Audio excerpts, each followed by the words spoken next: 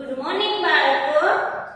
કેટલાયઝર modern school ધોરણ 4 વિષય છે સામાન્ય જ્ઞાન. વિષયનું છે પાઠ 6 ગુજરાતના જિલ્લાઓ અને તાલુકાઓ. તો બાળકો આપણે લેક્ચર 1 અને લેક્ચર 2 માં ગુજરાતના જિલ્લાઓ અને તાલુકાઓ વિશે ભણી ગયા છીએ ને. તો બાળકો આજે લેક્ચર 3 માં આપણે તેનું સ્વાધ્યાય પૂરવાનું છે. શું કરવાનું છે? તેનું સ્વાધ્યાય પૂરવાનું છે. પણ આપણે ફરીથી થોડું રિવિઝન કરી લઈએ. જો ગુજરાતમાં કુલ 33 જિલ્લાઓ છે. કેટલા જિલ્લાઓ છે? યાદ રાખજો, ગુજરાતના કુલ 33 જિલ્લાઓ અને 250 તાલુકા છે. અને ગુજરાતનું પાટનગર ગાંધીનગર છે. કયું છે? ગુજરાતનું પાટનગર ગાંધીનગર છે. પછી ગુજરાતનો વિસ્તારમાં સૌથી મોટો જિલ્લો કચ્છ અને સૌથી નાનો જિલ્લો ડાંગ છે. તો હવે આપણે અહીંયા સ્વાધ્યાય પૂરવાનું છે. શું પૂરવાનું છે? સ્વાધ્યાય પૂરવાનું છે ને. તો જો કૌંસમાં આપેલા શબ્દોમાંથી યોગ્ય શબ્દ પસંદ કરી ખાલી જગ્યા પૂરો. બરાબર છે? તો એમાં જો પહેલું જ છે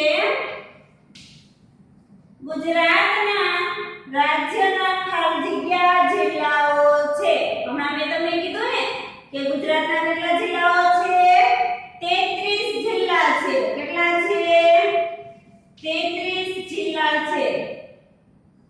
પછી બીજું છે અમદાવાદ જિલ્લાનું જિલ્લા મથક ખાલી જગ્યા છે. તો અમદાવાદ જિલ્લાનું જિલ્લા મથક અમદાવાદ જ આવે. શું આવે? અમદાવાદ. લખો બીજામાં અમદાવાદ. ત્રીજો સાણસમાં ખાલી જગ્યા જિલ્લામાં આવેલો તાલુકો છે. સાણસમાં ખાલી જગ્યા જિલ્લામાં આવેલો તાલુકો છે. શું આવશે? મહેસાણા કે પાટણ? પાટણ. શું આવશે? પાટણ. પછી ચોથો પાલનપુર ખાલી જગ્યા જિલ્લાનું જિલ્લા મથક છે. પાલનપુર ખાલી જગ્યા જિલ્લાનું જિલ્લા મથક છે. શું આવશે? સાબરકાંઠા કે બનાસકાંઠા? તો કે બનાસકાંઠા. શું આવશે?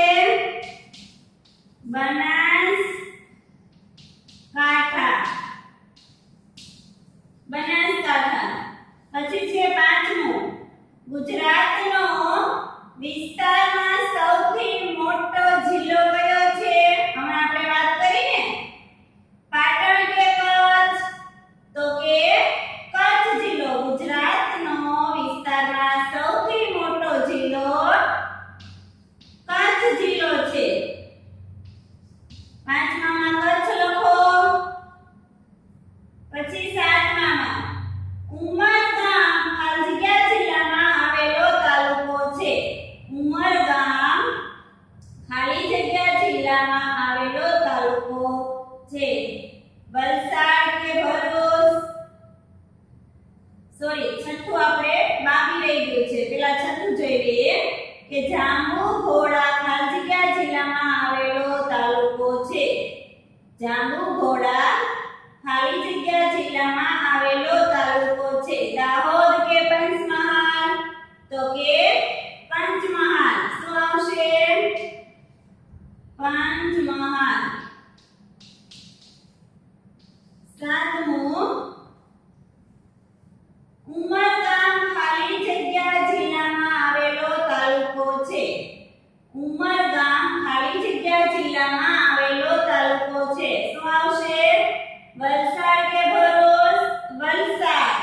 ઉમરગામ વલસાડ જિલ્લામાં આવેલો તાલુકો છે. સાતમામાં શું આવશે? વલસાડ.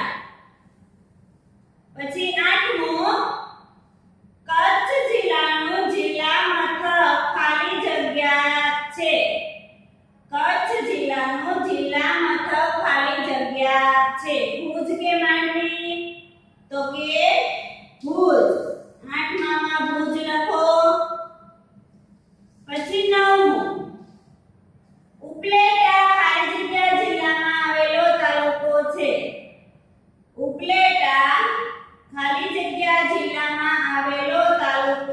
શું આવશે?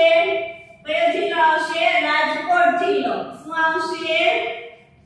9મા માં રાજકોટ. પછી 10મા રાજપીપળા ખાલી જગ્યા જિલ્લાનું જિલ્લા મથક છે. રાજપીપળા નર્મદા જિલ્લાનું જિલ્લા મથક છે. શું આવશે 10માં? નર્મદા. પહેલામાં 33, બીજામાં અમદાવાદ, ત્રીજામાં પાટણ, ચોથામાં બનાસકાંઠા, પાંચમામાં કચ્છ, છઠ્ઠામાં પંચમહાલ, સાતમામાં વલસાડ, આઠમામાં ભુજ, નવમામાં રાજકોટ અને 10મામાં નર્મદા. પછી છે આપણો પ્રશ્ન બીજો. નીચે આપેલા પ્રશ્નોના ઉત્તર એક બે શબ્દોમાં લખો. તો જો પહેલું છે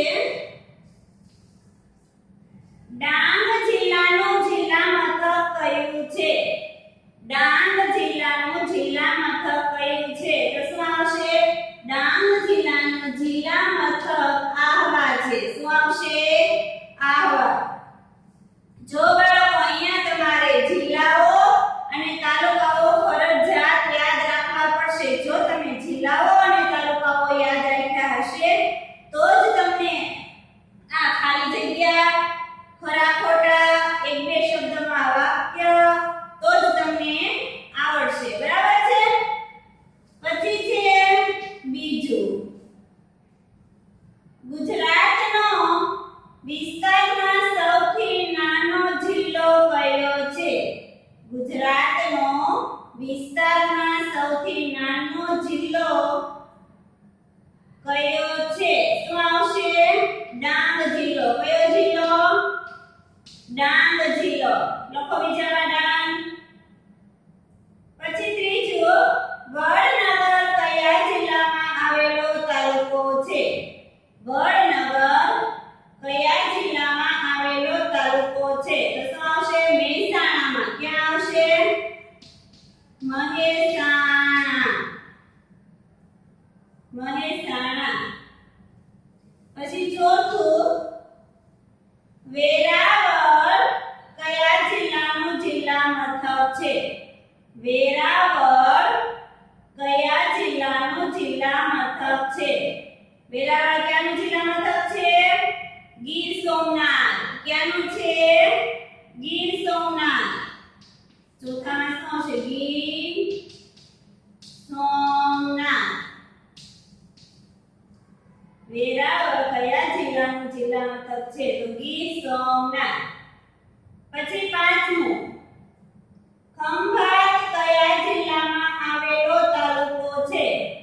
ખંભાત કયા જિલ્લામાં આવેલો તાલુકો છે? તો શું આવશે?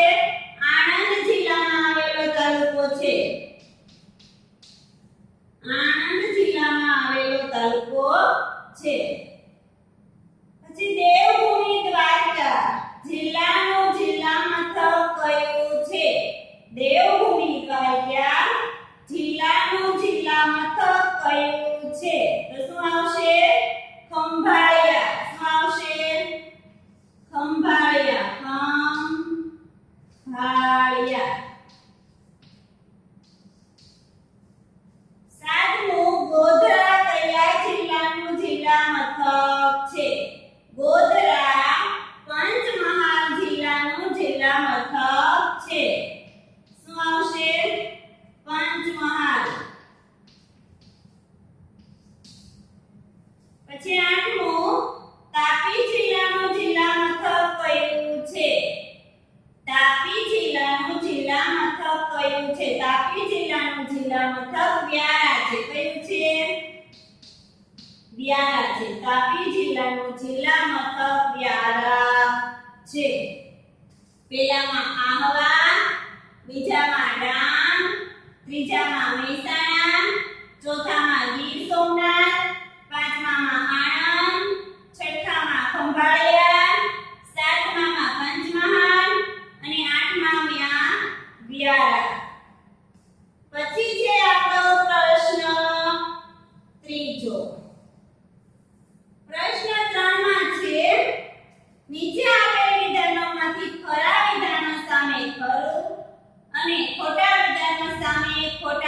નિશાની કરો.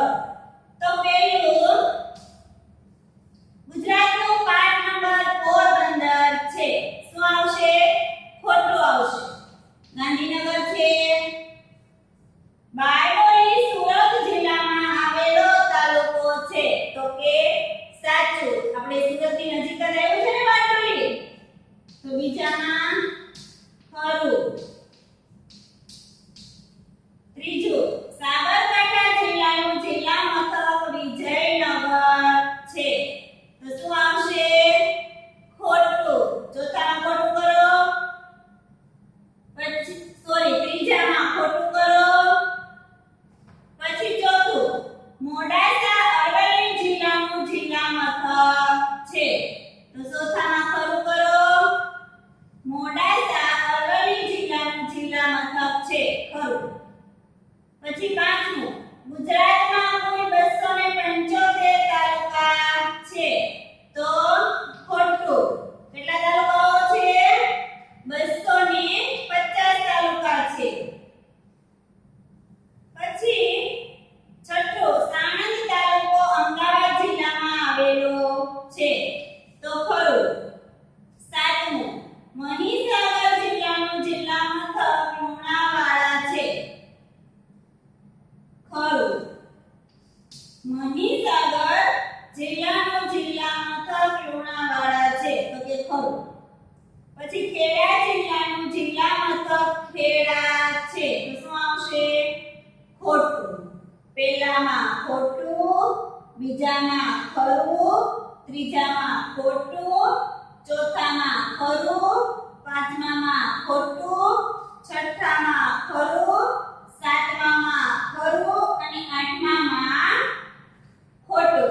તો બાળકો અહીં આપણો આ પાઠ છે તે પૂર્ણ થાય છે. પરંતુ હજી એકવાર યાદ કરાવું છું કે તમારે રોજ 5-5 જિલ્લાઓ અને 5-5 તાલુકાના નામ યાદ રાખવાના. એક સાથે બધા જિલ્લાના નામ યાદ ન રહે તો રોજના 5-5 જિલ્લા મોઢે કરવાના અને જિલ્લાના જે તાલુકા હોય એ મોઢે કરવાના. એટલે તમને પરીક્ષામાં તમે સરળતાથી જવાબ લખી શકશો. અસ્તુ.